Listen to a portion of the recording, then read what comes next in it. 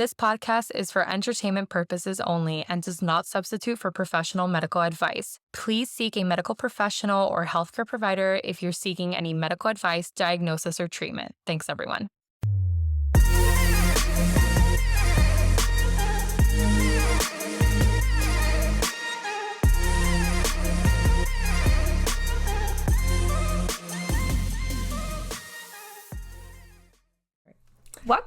Welcome. This is the new lab. I'm so excited. Julie finally moved back into her old house. Yeah. The remodel is beautiful, but the pod lab. It's been... You can't really see it. I know. No, it's going to happen. It's going to happen. 3 episodes from now. Yeah, exactly. 3 episodes from now, we're going to be seated here, but it's going to look different. So stay tuned. Yes. We're so excited for it. And then you'll be able to see a little bit of our format too, which is going to be really nice. Yeah. We're not going to be kind of like limited to an area. Right. Just like recording into. We'll have a little bit more mobility. We have like chairs. We'll have everything a little bit more pushed back. Yeah, it's going to look better 3 episodes from now. So stay tuned. Yeah, so stay tuned. But yeah. We're growing. We're changing. A year and a half later. I know. It's okay. But look how far we've come. From a laundry room to then an empty bedroom. Yep. With storage. I know that we had to really, really work hard on that Echo. And the charging, like the charging station. That's right. Just like, the electrical. The electrical. Yeah. It was holes in the wall. Yeah. And our little sign that like fell off. In the middle of it. And of course, it was like one of those creepy episodes too. You died. I freaked out. Oh my God, that was so good. The spirits are listening. I think it was near-death experiences. Yeah. And then all of a sudden, you're like, no! I freaked out. But then to the rental. Yes. And that was decent. We spent a long time there. Yeah. And then now we're finally back. My bedroom. Yeah, you had before your bedroom. That, it was in my bedroom with the bed in the back. Exactly. And then the rental with the bed in the back. Yep. But you know what? Yeah. I love it. Yeah. It's a progression. Yeah. And maybe one day with the help of you all, we have an actual like studio. Which honestly, we don't need much space. No. Which is like the crazy thing. I feel like when people are like in a podcast, I feel like they're like in this like like Telemundo, like exactly. But they're not. No. They have a wall. Exactly. And that's it. I mean, that's all you really need. You know? Exactly. So, but anyways, we could dream, right? Look, we made it this far. We're gonna have it. It's gonna happen. Yeah, absolutely. But anyways, we are gonna be talking today about medical news recap, but for January and February. And this one's going to be one of the shorter ones because as we all know, January and February, at least now we're recording right now, February 9th, has been very politically charged. So due to that, if this one's going to be a little bit shorter because we are not a political podcast. We will never be a political podcast. So we have our political views. But this is not what our podcast is about. Exactly. So we're going to just dedicate ourselves to the medical news. And this is at least the eye-popping one, the one that like made headlines, the ones that we thought were, worth our time and, yes, exactly. talking about with you all. So let's do it. We're trying to keep it Switzerland, even though I'm not Switzerland with a lot of what's going on. Okay, anyways. Jules, you want to start off with the first one? Because this is all you. Yeah. Okay. Yeah. If you guys tuned into one of the last episodes, like previous episodes, I don't remember exactly because we're recording all over the place. But anyway, in one of our recent episodes, we dedicated a whole episode on microplastics. And guess what? Of course, made the news once again. You know? I know. So microplastics released from Teabags. So if you think that healthy tea bag that's like gonna make you feel all nice and warm and it's all like wholesome, not if it's in a tea bag. I know. You're just dipping in there some plastic. Yeah. Steeping plastic. Tea bags are, I feel, comfortable in a sense. Like it's easy. Right, you just like take it out and that's it. But honestly, I really don't understand why people just don't have loose tea. I feel like you gotta get that little contraption. No, for sure. But you gotta get the little contraption. Thingy. I know. It's just like not hard. I just think that we're so used to tea bags. 100%. Yeah. That everyone looks at that thing and they're like, I don't need that. And I'm like, it's probably easier to be honest. Yeah. Yeah, I don't know. And then you can mix things too, You can mix which I like it. exactly. You're not Yeah. like limited to one thing. But anyways, okay, I digress. But anyways, yeah. So this is based on Another reason to buy those things. exactly, for sure. Oh my God. And they have such cute ones too. They have ones that like it looks like a clear glass. I just saw that actually like 2 days ago on TikTok that it's like a whole little glass carafe and then like it seeps in and you see it like you just press it and then it just like, Yeah. I don't know. It looks really pretty. I was like, man, I want it. And I don't even drink that much tea, to be honest. I used to drink a lot more tea in medical school. Yeah, I used to drink more tea too, like right before bedtime. But then I don't know. I should go back to that. But anyway, so microplastics released from Teabags. So this is based on an article from Everyday Health. And it was published on December 18th. So yeah, I did say January, February, but like this one, I saw it now. So here we are by Jenna Fletcher. So she reported on research indicating that certain tea bags, especially plastic varieties, obviously, release billions of microplastic particles when brewed. Awesome. So the study highlighted pyramid-shaped plastic tea bags are releasing the highest levels. So specifically the ones with the little, which I thought that those were like the cutest ones too. The ones, which ones? That they're like little triangular looking yeah, ones. yeah. Those ones apparently. So Great. those are the worst ones, yeah. The article notes that while the health effects of ingesting these particles are still under investigation, the findings raise concerns about microplastic exposure from tea and suggest considering alternatives like what Evie had just said, loose leaf tea. You Yeah. know? So it's a very easy switch, guys. I mean, Yes. And you could just, like I had said, either the carafe or you could get like those little contraptions, like the little stainless steel contraptions. There's a million like really cute Is it things for carafe that. or carafe? I don't know. You're asking me. I always say carafe, but it's probably carafe. I think I But said carafe too. Because then I feel like I'm saying Carrot? giraffe. No, it's not. Definitely not. It's not, carrot. no, that sounds like a carrot. It can't be that. Okay. Okay. This is why I love our podcast. We just talk about the most random things. Like, Our ADHD takes hold. yeah, I you know. I love it. I love it. Anyway, All so right. next one I feel like you probably have seen plenty of. So much. So much. I feel like, I mean, it's Every inevitable. time, Kids. every time a kid comes in, the parents are like, they're shitting their life away. You're like, bingo. And I'm just like, I want to wear gloves. Yeah. And I'm like, do not get me sick. Do not You wanna give go in there me with a whole- norovirus. And like, kids, they're just like, They they stick want to everything in touch their your mouth. face. Yeah, Yeah. no, they want to touch your face and touch your stethoscope. And I'm just like, don't touch it. You're like with a full hazmat suit. I'm just like, wow. I'm like, let me just help you. Exactly. It's terrible. The things that have happened to me. Anyways. Oh my God. Yeah. Okay.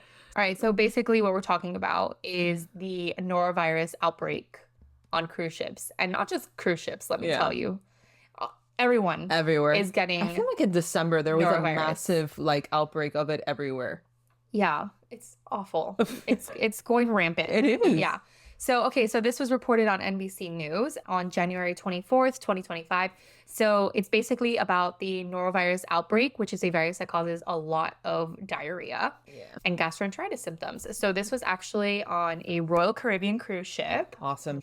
that pretty much affected approximately 90 passengers and crew. Can you imagine? I wouldn't leave my room. I don't even know. I mean, it depends though, because it says 90 passengers, but if you're on that Royal Caribbean cruise, cruise ship, that is that massive one that's pretty much a But I floating wouldn't want city. to touch anything. No, I know. And it says and crew. So which crew? I don't. Well, yeah, that's true. Is it even the crew that's serving you food Yeah. Mm-mm. or even cleaning? I would want everything packaged. Yeah. Nothing from like Then you wouldn't that be able to people eat can, at like, any pick. restaurant. But Yeah. the thing is, like, I think it's called Oasis of the Sea or whatever, or Icon. Mm-hmm. The massive floating city, pretty much, is what it freaking is. Yeah. I don't know how many thousands of people are in that thing. I don't know. But anyways, yeah. it affected a lot of people. Yeah. So- 90's a lot. Yeah, 90 is a lot of people. If you think about it, just dispersed. I don't and know if what there's percentage kids, that is. Oh, yeah, no, forget it. It's everywhere then. that's just 90 people that they accounted for. Yeah, that's okay? true. That's true. They're not counting the people that got affected after that probably have no idea. After, it just didn't say it. Yeah, you know? exactly. So the reported detailed norovirus it's basically a highly contagious virus causing gastrointestinal symptoms, like we had already discussed. And this can include vomiting, abdominal pain, diarrhea. This article specifically emphasizes that the cruise ship outbreaks are recurring events, basically highlighting infection control challenges and pretty much confined environments and the importance of hygiene. Okay. Passenger hygiene Yeah. and crew hygiene and everybody with hygiene. Just Yeah. I all know. the time, guys. Yeah. Well, I don't know if this happened on your Disney cruise, but at the Disney cruise that we went to, the area, the buffet area. Yeah. Okay. There was only one way in Yeah. and one way out. Yeah. And they had an attendant at the front and that did not let you in until you washed your hands. Yeah. Yeah. That was yours too. Yep. Yeah. It's just Disney knows, man. Yeah. Yeah. Disney knows how to do stuff right. I had just, they have a bathroom next door. So I had just used the bathroom. I had just washed my hands. And the guy was like, Nope. You need to wash your hands. And I'm like, I literally just washed my hands, but okay, yeah, I'm going to wash my hands. I was like, I'm with you, man. Yeah. Like, I get you. yeah, exactly. Like I literally hadn't touched anything because I was by myself. Yeah. Yeah. So, but the guy was like, wash your hands. And I was like, yes, sir. It's like, no problem. I was like, I want you to have that same enforcement with everyone on here because I'm not trying to get sick. No. Fuck that. And I didn't. Can you believe that? I No, did yeah, not we get didn't sick. either. We didn't either. Knock on wood. I mean, we were fine. Yeah. Yeah, which is miraculous because I feel when we come back from Disney World, Yeah. like the actual always sick. Yeah, I'm always sick after just. You know, at least there's a sniffle in the air. Yeah, you know? exactly. Yeah. Yeah, and if you think about it, like the Disney cruise, it's like literally a little floating cesspool. Exactly. And yet we didn't get sick. Yeah, I know. Who knows? And Disney World. Yeah. Yeah. Every time. But anyways, when you are on a cruise ship, it is pretty infamous. Yeah. Especially Norovirus. Yeah. I remember like board questions being just you have a patient that came off of a cruise ship. You're like, and bingo, is having bingo. yeah, I'm just like norovirus. Yeah, Gone. yeah, just done. I'm not even going to keep But it could be like any virus. So just wash your hands, people. Wash your Yeah. hands. Yeah. Anyway, so next one, ADHD and reduced life expectancy.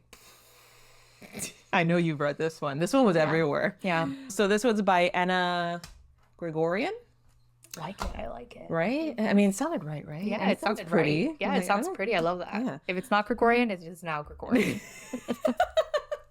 So, written for Medical News Today on February 5th, 2025. What this article is, it's covering a study linking attention deficit / hyperactivity disorder, aka ADHD, to a significant reduction in life expectancy. Yay me! I know. Yay me! I know. Oh, Lord. Okay, so the article explained that the research suggests individuals with ADHD have considerably shorter lifespans. Wonderful. And the piece underscores the serious long-term health implications that ADHD may cause and its need for comprehensive actual management and support, although the exact mechanisms for the reduced lifespan that they reported is still kind of under investigation. So they just noticed that it may be causing this, but we're not sure what to do about it. Yeah, and this is not like one of those research studies that you say, okay, if you have this, then you know, this is just something that almost kind of like an observation. Right. So now the next step is to figure out how we can connect those dots. Yeah. Pinpoint actual problems within that. Yeah, too, cause and effect. Mm-hmm. So kind of sucks though. Yeah. You know? Yeah, to have at least found that correlation Yeah. kind of blows. I mean, all right. So the next one is going to be potential vision risks with GLP-1 medications. This was posted on February 7, 2025 on newsmedical.net. So it was a published report on emerging research raising concerns about vision problems linked to GLP-1 receptor agonist medications used for weight loss and also type 2 diabetes. So the article pretty much details studies investigating blurred vision, potential vision losses, and patients using these kind of drugs. The report advises healthcare providers to monitor for visual disturbances and calls for further research on basically to just understand the potential risks when and also noting that this link is still under investigation. Maybe kind of just raising a red flag, right. I guess. Right. To keep an eye out. Yeah. For it, you know? Yeah, exactly. And again, these are all just brand new medical news. This isn't me and Julie debunking any of these things. So if you really want us to come in and debunk these things, which we're more than happy to do that, then just let us know. But again, this is just medical news. This isn't something that it's oh no, yes, we heard it from the podcast. This is a thing. This is just news. And that's the whole entire It's a recap. reason. Exactly. It's just a recap for things that were on the news. For example, we did a medical recap on the fluoride. Yes. With the lower IQ. Yes. So when I went into this deep dive Yeah. of that, right? Because it's like fluoride, like literally Of something. course. And that's pretty prevalent for peds too. Yeah, and also like my kids, right? Yeah, So, but it ended up being like not Yeah. a thing, Yeah. Yeah. right? Yeah. And I can go into that, I feel like it's a lot more hyped up than but of course, because it's social media and it's something so scary, Yep. right? Yep. So it's like, when you look at the actual study, it was like done somewhere else where like the fluoride levels are like excessively higher than the ones that we do here. And like literally, like when I read like how much the IQ different was, it was by 1 point. with that excess. Yeah. Yeah. I was just like, oh man, people, they post out these things, this Yeah. like news. So What's clickbait? it highlights the importance though that not everything on the news is supposed to be believable. Exactly. And you have to take a little bit more of a deep dive to actually freak out if you need to freak out. Exactly. All right. So microplastics that are found in the human brain. Back to microplastics. Again, that is scary. All right. So this was on February 4th, 2025. This was on WebMD. I'm not a big fan of WebMD, but anyways, news. It's news. Yeah. Covered recent findings that microplastics were detected in human brain tissue. Okay, so this article explains that researchers are now investigating the potential neurological effects of microplastics accumulation in the brain. The report adds to growing concerns and widespread of microplastic pollution and is a potential infiltrate and impact on human organs, and that is going to include the brain. So even though I'm not a WebMD fan, this article is not about WebMD. No. Okay. I actually do feel like we have found microplastics everywhere. So why is the brain different? We have a whole episode, check it out if you haven't, about microplastics, and we talked about this. Yeah, about it being found literally in every organ. Yeah. It was found in the Mariana Trench. Remember the floating bag? We are that floating bag. So Mariana Trench. I forgot that for a second. 36,000 feet. Such a funny episode. It was great. Yeah. It was a wonderful episode. We lost all humanity. There was Just in the deepest part of the Mariana Trench. So not only in the Mariana Trench, but in the Challenger Deep. guys, please check out that episode. That episode was so funny. It was great. Yeah. It was in the deepest part of the world. Yeah, exactly. Of planet Earth. And there was a plastic bag. Just floated on. So if it's down there, of course, it's in our freaking brains. Yeah, exactly. Come on, guys, And then I really want to know where that plastic bag was from, though. I know. I really want to know, too. But you know Jules what? and I We're never going to find out because our marketing team was like, immediately no. Immediately no. Exactly. Just erase it off of all the internet. Yeah, it's just like scrubbed clean. Like you did not see it. I don't know what would make me laugh more. If it was a Target bag, if it was a Sedano's bag. Or just a happy smiley one that's like, have a great day or whatever. Jesus Christ. Hi, Brownie. Hi, Brownie. I don't know if he comes out. He probably does. His little tail. Yeah, at least a tail. If you want to stay, Papa, I can't pet you. I'm going to get allergies. Okay, no. What? Okay. I love dogs, but I can't touch them. This is why I need to fix this. I really want a Bernese Mountain Dog, like really, really bad. But you get allergies. I'm still gonna get the dog. That's not gonna stop me. It's like that's not gonna stop me. I'm gonna live with chronic rhinitis and I might develop polyps in my nose, but I'm never not gonna be happy if I don't have a dog. You know me. Oh my God. My family were literally like loaded with animals all the time. All the time. We've had birds, we've had cats, we've had dogs, we've had fish, we've had ocean fish. At one point, my mom had a lobster. You're kidding me. I'm not kidding. Her name was Violet. Guys. Anyways. I love it. Yeah. Okay, so anyways, back to our discussion. So I'm a full believer that there is some... Oh, yeah. I have a feeling... There's no doubt. You know how like our bird flu, like how we've been reporting it and now it's like microplastics crazy. is the next one, yeah. Microplastics is the next one. Yeah. And I feel like people are tackling the wrong thing here. This is my theory. I am not a PhD. I am not an MD. I am not a DO. I'm none of those things, right? Nothing after my name. But don't like not give yourself credit. I know. You did a lot of research in microplastics. I know. And I will admit, I am a nerd and I read a lot. Hence the podcast. But I don't know what I'm going to say trend. I've been seeing a trend Yeah. of a lot of things spiking up Yeah. as microplastics is spiking up. Mhm. And if you look retrospectively, when did we start putting everything in fucking plastic? When, like, just as the years have progressed from, like, let's just throw out their number from the 50s, just a number.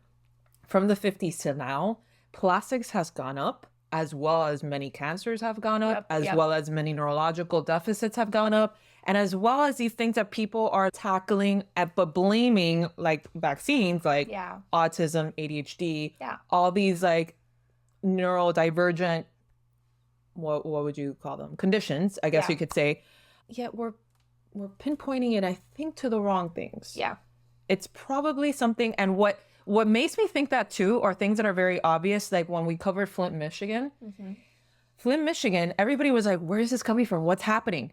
It was something that was with everyone. Yeah, water. in everyone's home. Yeah. Water. So what is in everyone's home in a non-discriminatory way? So whatever your socioeconomic status, what's in it? You got water, you got food, right? You need to have water or food in your house, right? And our water comes in through PVC pipes. No matter how expensive your freaking house is, it's going to come in through PVC pipes. You're going to bathe in it. You're going to cook in it. You may or may not drink from it. And if you don't drink from it, then you're buying it from plastic bottles. Exactly. Plastic is just ingrained in everything we do. Everything we do, In everything we do. It's practically like water at this point. Yeah. No matter what. The other day I was packing everything into like glass, and I'm like thinking about our episodes and stuff. I'm like, okay, perfect. Like limit the amount of plastic. And then I literally turned to the microwave and I pulled out my little microwavable plastic veggie bag. You see what I mean? And then I like opened it and I was like, fuck. You see what I mean? I know. The other day, I was like, now how am I going to microwave my vegetables? That's exactly what happened to me the other day. I was at Whole Foods and I was this close there to has to buying. be a silicone version. Well, just boil it. Like if it's depends on the I guess you're right. It depends on the veggie. Like for instance, I went to Whole Foods or steam it. Exactly. And they have like the steamable things like in the Maitachi. But it's like what she's saying. It's like it's so ingrained. It's everywhere. I almost bought a pouch that was microwavable for freaking broccoli the other day. And I'm like, put it down, get regular broccoli, and just fucking boil Chop it and boil it. Yeah. Just not even. You put the whole head in there. Okay. You just close it. 2 minutes. Literally 2 minutes for it to turn green. You take it out and then you chop it. Comes out beautiful. Yeah. Like it's even faster. Yeah. It might be even faster. It might be even faster. But yet we're so used to getting it already chopped in the stupid little bag and then you just plop it in and it's just like, why? I had to stop myself. And I think that's like, oh man, we're going on a tangent here, but I mean that's our I know that's like our podcast. But it's this whole entire convenience factor. Yes. And a lot of this is like propaganda of like, oh, vegetable medley, right? It's actually, you don't need a vegetable. It's great if you have a vegetable medley. But I feel like people actually need to be more comfortable with simple eating. You do not need 4 different vegetables to have a good meal. Get comfortable with just having some broccoli for dinner. Yeah. Just having some green beans. Right. Carrots. Whatever. Carrots. Pick your favorite one. Pick your favorite. Yeah, exactly. So, yeah, it's kind of crazy how we are far from like everything is so complicated. Yeah. And when it's not complicated, we're questioning it. And just my thing here is like, I feel like we're missing a big one. Yeah. Back to what we're trying to point. Yeah. Back to the tangent, to the first tangent that we took. Yeah. I feel like we're missing a massive, massive point here in what is actually ingrained in us. I don't think it's vaccines, guys. Yeah. I think it's something that's gone along in the same timeline, unfortunately. This is not vaccines, and I can tell you because I've had everything under the sun with autism. You know, and I'm just saying autism. We can talk about ADHD. We could talk about you're a pediatrician. You've seen it. Hyperactivity. Exactly. Not ADHD. Like everything. I've had it all. I've had people with family history, which that is a known risk factor, which I feel that people always miss out on. Oh yeah, or they want to not talk about it too. Or they want to not talk about it or not admit it. Exactly. Right? Huge factors. And honestly, sometimes I feel like as doctors, we don't really take a good family history. Well, you're so in a hurry, right? But if a kid comes, my questions to the parents are like, okay, well, when did this start? How did it start? Where's they are mostly affected? What about your family history?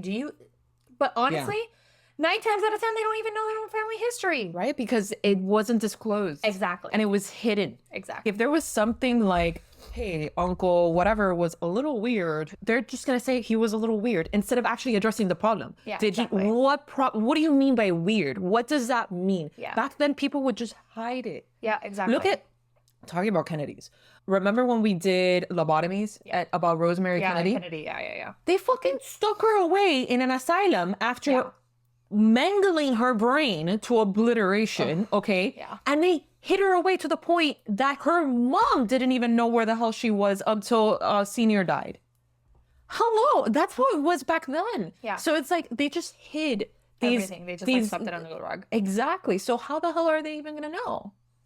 It's just there's so much, and and I feel like we're really back to plastics. Yeah, we've talked. Bring us back. Bring it back to plastics. Bring it back. So it's just like Yeah, I agree with you. I think that plastics is a huge. plastic is everywhere, guys. It's everywhere. Like we cannot escape plastic. We cannot. We have reached a point that we cannot. It is everywhere. It brings water into our homes. Yeah. So I feel like we're missing that one. Yeah. We're missing out on that And one. I think as like research comes, it's in our brain. yeah, And it's causing clumps in our research- brain, which if there's something clumping in the brain, that causes dementia or Alzheimer's, like the tau proteins. Yeah, exactly. So how are you going to tell me that clumps of microplastic is not going to cause something in our freaking brains? Yeah. It's kind of crazy. I'm like really itching to see like official research. I'm really and passionate stuff like about that. microplastics. The only thing that's hard about this is that a lot of these like brain biopsies and things like that have to be done post-mortem. Of course, yeah. So it's like things that we need to Retrospectively do. retrospectively do. Exactly. You have And to. now that the science is coming out, we're going to have to wait probably years. Oh yeah. Oh yeah. Oh yeah. To then be like what we didn't know back then. Mm-hmm. Yeah. Yeah. It's crazy. It is. We're down in a rabbit hole. Yeah. Okay. I don't even remember if it was you or I that read that last one. I think it was me. Okay.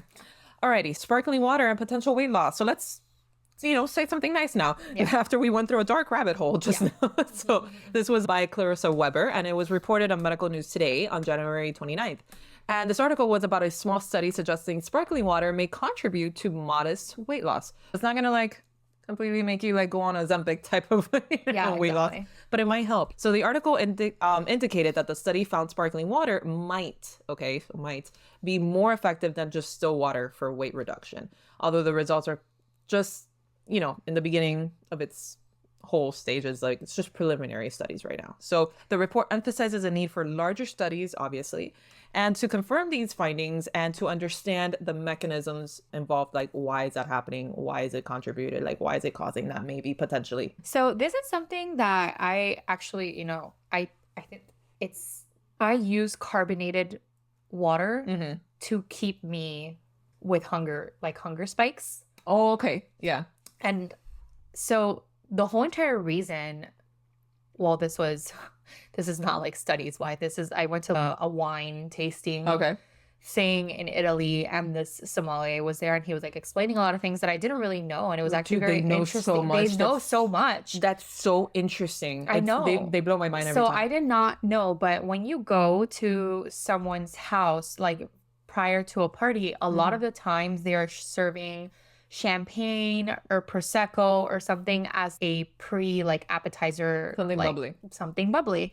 And he was actually saying that the reason why that is a thing is because usually when people come to parties, they're hungry and they want to eat something. So part of that culture of serving bubbly before is to keep you satiated in a sense. Yeah.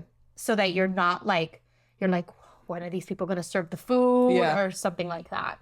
Interesting. So, and then I was like, I did not know that. Yeah. That was, and then he's like, yeah, that's where it comes from. That's why like prior to any dinner parties, it's not that people are just like, oh yeah, let's serve some of this because yes, now that is the culture. That is like the pre-dinner drink to have.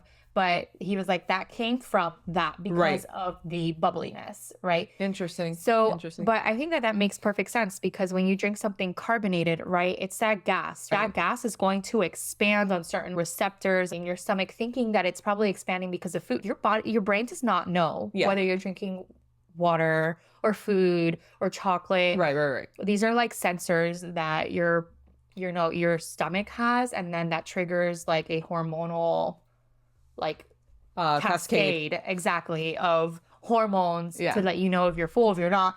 That's why a lot of people are like, well, if you feel hungry, drink water Right. because you're probably thirsty and all of that. So yeah, I think that makes total sense. Yeah, it's just interesting how that works. Yeah. And I feel like, well, now I've been drinking the carbonated Celsius ones, like I went back to the orange. And yeah, it's true. It'll help me, like if I'm hungry, it'll shave it off for a little bit more. Yeah, You exactly. know? So it's funny how that works. Maybe it's because of also the space that it causes in there too. Yeah, like exactly. and The whatnot. bubbles, the gas, exactly. Anyway, All right, so next up is sleep medication and brain waste clearance. This is by Rob Goodyear. yeah, Sure. Sure. Wrote for Medical News Today on January 30th, 2025. Basically, it's detailing a study indicating a common sleep medication that may disrupt the brain's natural waste clearance processes during sleep. This article explains that research suggests that these medications could interfere with lymphatic system. So think of the lymphatic system, right? That removes like all these toxins from our body. Well, the brain kind of has its own little lymphatic system called the lymphatic system, and that's how it eliminates the toxins. Okay. Right. So the report basically raises questions on the potential long-term brain health effects on certain sleep aids, emphasizing the need for further research. So it's really interesting. The medication that they're actually talking about is zolpidem. And Which is like what? zolpidem is Ambien. Oh, So okay. So it's like- used for people that cannot sleep, Right. right? Right. And we try not to I use wonder it. why maybe that's why Ambien has like these crazy like side effects, right? It's crazy. Yeah, I don't prescribe it at all. Zero. I don't prescribe it. Yeah, Mario so, feels the same way. I think every doctor has their comfort medications. Yeah. Right. Like Yeah. I literally prescribe amoxicillin every single day, and if you like go to I don't know like a psychiatrist, they're gonna be like amoxicillin. What? No. Yeah, exactly. But then they're like, oh, zolpidem. Exactly. You know? And I'm like, you know, no. So everyone has their comfort level, right? And there's a lot of people that do benefit from zolpidem. But I've just heard so many horror stories of Ambien, and I wonder if that has to do with this. Well, yeah, You know? It could be 'Cause you that can't, like, it's disrupting properly- toxin removal. Yeah. So, isn't that insane? but also Ambien is, unfortunately, it's also a drug that people use. It's also a medication, a drug, right? That people use for abuse as well. Yeah. Like So but now with this kind of research that's coming Yeah. out, it's like, well, should we even be prescribing that? Because if it's not working for the actual people to sleep, that problem that we're addressing, and it's disrupting the sleep cycle, then we're kind of Going not exactly making we're it worse. Making it worse, exactly. because now you're not properly removing the toxins you need to do, Exactly. you know? Or is it something that people really need to get on a better hygiene or more studies to see actually like where it's disrupting, and then use the Ambien to kind of help in the interim while and then wean off? Yeah. Maybe it's just the way, maybe this will change the way that we use the actual drug. Yeah, absolutely. I don't know. I just found it very interesting. And then I didn't even know there was Ambien, like, because I'm just looking at these as like the headlines, right? To like kind of break it down Barney style for you all that are like listening. But then when she mentioned that, it's Ambien, I'm like, oh man, that opens up like a whole different level of this. Anyway, all right. So next, coffee consumption and reduced head and neck cancer risk. So another good news. Hey. I love any good news with coffee. I know, right? This is like, fantastic. So this is by Daisy Nichols and many acronyms that follow her. Reported for Medical News Today on January 29, 2025.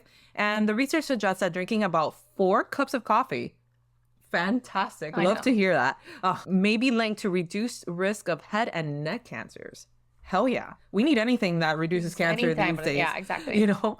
So the article details a study indicating an inverse relationship between coffee consumption and these types of cancer specifically. The report notes that while promising, more research is needed to confirm a causal link and identify the Not protective. casual, causal. Sorry, causal. And Causal because it's like cause and effect. Exactly. Yeah. So actually something that causes it, and identify the protective links in between this. Like what are the components in the coffee that are actually causing this Yes. cause and effect? Yes. So that's great. That's great news, especially for all of us coffee lovers out there. So keep drinking it.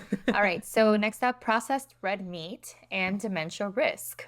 That just processed red meat, like it just gave me like the heebie-jeebies. Yeah, it's just I not don't know great. why. Not great. This was published on Medical News Today on January 26, 2025. Basically, it's covering a study indicating that the potential risk between, or the potential link between higher processed red meat consumption and increased dementia risk. I think anything that is highly processed Problem. is going to be a problem and lead to some sort of neurological outcome. And cancers. And cancers, yeah, exactly. Yeah. So the article explains that research suggests frequent consumption of processed red meats may elevate the likelihood of cognitive decline later in life. Why? I love red meat. I don't love processed red meat. When I hear processed red meat is like anything in a sausage casing. So hot dogs, Yeah. sausages. Yeah, you know, exactly. That's what comes to mind. I mean, obviously there's pork to a lot of it, but there's like beef franks. and Yeah, like stuff beef franks that. and It's, stuff like that. Yeah. Immediately. Yeah. I'm not a hot dog lover, thankfully. Like I'm not really into hot dogs. And like after seeing I love me a hot dog. many videos of how a hot dog is made. No, I don't ruin it for me. Oh man, don't you ever watch it then. I don't want to. Don't ever because I actually watched like a video on KFC oh. and I never Yeah, had I know. KFC ever again in my life. everybody has said that. Yeah. I have never cut out something in my life Yeah. like that.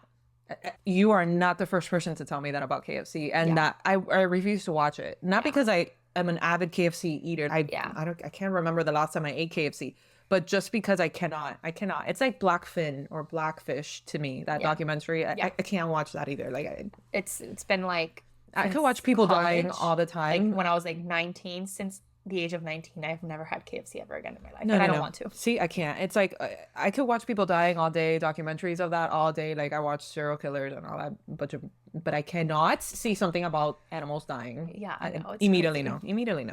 So the report highlights the growing evidence connecting dietary patterns to long-term brain health and the importance of balanced diets and decreasing ultra-processed diets. Yeah. Yeah, it's not only neurological, it's, I mean, And massive. it's something so complicated. I feel like there's going to be a lot of people commenting, which is true, right? Like, well, how is this? There a link? Everything causes cancer. And it's very hard. It's very hard to pinpoint certain things. However, there are things that have been pinpointed. Yeah. There are things that we know can cause cancer, right? Like carcinogens, basically. Yeah, exactly. So this is kind of just like, it's hard to do, but there's more things to add to that list. Yeah, 100%. So 100%. All right, so next up, forever. I just had a soul inhabit my body right now, I guess. Forever chemicals in global rainwater. Yay. That's crazy. Not even the rain Well, is it's probably pure our these air. days. Our air is Yeah, exactly. polluted, Of so- course. Of course it is. We have, oh my God, what's the name of the rain? Acid rain? Isn't it acid rain or whatever? Yeah, if we have acid rain, of course. Anyway, so this is by Matt McGrath. He's an environmental correspondent for BBC News on February 6, 2025. This article was about a global study finding forever chemicals, or aka PFAS, in rainwater samples worldwide. Okay, so nobody's safe, even in remote locations. Awesome. Yeah. So the article emphasizes the pervasive nature of these pests. Pollution in the global water cycle. The report underscores that the long-term health and environmental impacts are still under investigation, but the findings demonstrate the global scale of chemical contamination. Guys, not even the rainwater safe these days. Yeah. And we covered that in microplastics too, that we found microplastics in rainwater. Yeah. It's just insane. It's insane. Anyway. And this is another one that I know. So high flu activity in outpatient settings. I mean, this is your everyday. my everyday. Yeah, exactly. So this is by Sony Salzman. He is a physician, and Eric Strauss, which is also a physician, reported on ABC News on February 2nd, 2025. There's pretty much a ton of outpatient visits for flu-like illnesses in the US, and it's pretty much reached a peak, like in a 15-year high. The article notes significant surge in flu activity with swine flu, so H1N1, and as a contributing factor. The report stresses the continued need for flu prevention, including vaccination, and highlights the dynamic patterns of these seasonal respiratory viruses. Yeah, I've been seeing it's insane how much flu this year is going around. It's been a lot this year. Yeah, and don't get me wrong, every year, so for those that don't know, our vaccine is based off of the previous year, right? Because there's a lot of strains. There's different strains of flu. We cannot. It's impossible. It's impossible. So we take what was the highest strain last year, and let's try to prevent that, right? Which is why sometimes I get parents, well, I'm not going to vaccinate against the flu because I gave the flu vaccine and my kid ended up getting flu anyways. Or why a patient like comes in and they just had flu and I'm like recommending, it is still recommended to get the vaccine, right? Because we don't know. And then they're like, what? But they just had it. No, like we don't need that. And I can say sometimes I feel like the vaccine is not as effective as I would like it to be. However, if you vaccinate, you will potentially limit the spread of it because, again, it's from the most common strain. So look how bad it is. Think about it if no one would have gotten the vaccine. Yeah. Big problem. That's how I try to explain it to patients. Every single day, out of my 25 patients that I see on average, I will have at least 6 to 7 that are positive for flu. Wow. That's a big That's a lot. number. Yeah. That's a big number. That's a lot. A day. Wow. So people are like, 25 people, 7. That's a lot. Per day? That's per day. An insane amount. Yeah. Yeah. This year has been insane. Yeah. I've known so many people within my own family. I haven't gotten it, knock on wood. I got it. Yeah, you see? Everyone got it. Yeah. In my own family, several people did. Yeah. We missed it by, I don't know, luck. Yeah. Because it does. So it is really important. And then a lot of people also, because flu vaccine is not one of those that are the mandatory vaccines for school, they automatically assume that, well, it's not mandatory, so it can't be that important. So I'm just going to skip it out. And again, there's something called survivor bias, right? So people that survived flu, they're like, it's not that bad. I just got headaches and fever, but we got over it. That is a bias, okay? That is a bias, right? Because I have the not survivor bias, where at the hospital, I've seen kids end up with neurological problems from flu. I've had kids end up on ECMO from flu. I've had kids die from flu. I've had kids go into dialysis from complications of flu. Yeah. So everything. When you are thinking about flu vaccine, remember that these are the things that we're trying to prevent. We are trying to prevent for you to have severe disease. I'm not saying that it's 100% going to. I don't think people like really take into account that you can die from the flu. That's what I'm saying. Yeah, Again, it's because of the survivor bias. Exactly. Right? Exactly. I survived it before. I could survive it again. Right? And then there are people, it's like, oh, I've had flu before. So they tell other people, I've had flu before. And yeah, we got like a little bit of like a cough and cold. But that is a survivor bias. I'll tell you, I had family members that had a real rough time with the flu recently. And it's within the same household. They both had flu. One of them was out for the count, for 4 days. Couldn't get up. Had to hold their pee because it was hard for them to just get out of bed to go to the bathroom, to just pee for 4 days like that. And then eventually got better and better. But 4 days, horrifically bad. Yeah. And that's why they didn't end up at the hospital. Exactly. Partner, a little sick here and there, sniffles, whatever, but completely, practically a 180 different from that same person. So you don't know how you're going to respond to it. Yeah, exactly. Just because, I had it. It was, I felt bad for a day or two, but it was okay. You don't know. Not everybody has the same immune system. Yeah, you know? exactly. So it's crazy. Flu's difficult, man. Yep. Talking about the flu. Next one. Huge. Bird flu. Scary. And it's crazy how we've been reporting on this since the very beginning. Yeah, I know. For a year now, right? Yeah, for like a year now. Yeah. So bird flu spread to dairy cows and potential egg/milk contamination. And for all of you that know, the egg prices are just... I mean, I don't even have eggs at Publix anymore. At the Publix that I go to, it was completely bare. There were no eggs. Anyways, this was by Mary Kaketos, reported on ABC News on February 5th, 2025. So this article was about the detection of avian influenza in dairy cows and traces found in milk and eggs. The article stated that health authorities assess the human health risk as low, but we keep saying that, and things keep getting worse. And I mean, they did. I think it's been like already 2 people that have passed from bird flu. I can. One of them was in Louisiana. I can literally remember. When we first reported bird flu, and there's like, but there's no like transfer to other animals. And then like our next report, it was like there was transferred to other animals.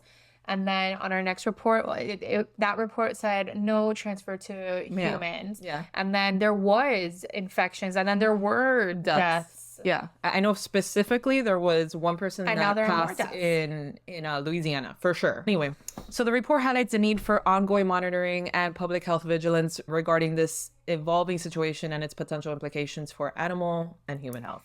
You know? Another thing to just add to this, that just tying in pasteurization. Yes. Okay. Oh my God, the raw milk thing. I fucking hell, man. Don't understand. And then I've had people ask me, people that have never had raw milk, they're like, oh, should we be drinking raw milk? I'm like, no, stop. Just stop. This is the reason why we made pasteurization. It's insane to me how people are like, yeah, we drink raw milk here. I'm like, it's gross. That's gross, right? It's not just gross, but it's like, again, like, why are you promoting it to be a safe thing and a healthy thing? And guys, let me be the person to tell you, there is no drop in the vitamins or minerals in pasteurized milk, because people are like, no, yeah, a lot of its nutrients is decreased. No, that is a lie. And come to me with an article that says differently. Exactly. I want to see the article. Yeah. It's pasteurization is literally meant to make milk safer, okay? Safer for us to ingest. Just because you went and you pumped it from a cow and you literally milked the cow yourself and you drank it there does not mean that it's like safe. No, it's not. Guess what? A lot of the kids, there are kids with bird flu. A lot of the kids with bird flu because the parents are feeding them raw milk. I cannot. I just cannot. Honestly, I cannot. It's the whole reason why pasteurization was I feel like this done. whole, it's like this whole like secret world that people live in, and it's almost like they're cool because, oh yeah, they're the minority. You know what I mean? Like, we drink raw milk. You know, like, I know that the whole entire world doesn't, but you know, we're cool because we do, and we're fine, right? And it's like, you're not fine. You're probably like ridden with shit inside yourself right now, and you're lucky you haven't died yet. Yuck. I can't. Anyway, yeah, they haven't taken a microbiology course in their lives. That's probably a way. Anyway, yeah, so that was the episode for today, guys. If you guys want us to dive into one of these more, deeper, whatever, let us know. We would be happy to do it. Maybe that could be a series on our... For what? On our pod. Like, out of our recap, which one... Yeah, our fans want to debunk. Like, anything that you guys ask us for, I go ahead and I rearrange our schedule and prioritize it. So let us know in any form of social media. Check us out in any form of social media. Yeah. We are on Instagram, Threads, TikTok, X, everywhere. Just everywhere that's relevant, Facebook, whatever. Yeah. Find us there, message us there. If not, funnymedicine305@gmail.com. And yeah, thank you guys for supporting, and we look forward to seeing you on the next one. Thanks. Bye. Bye.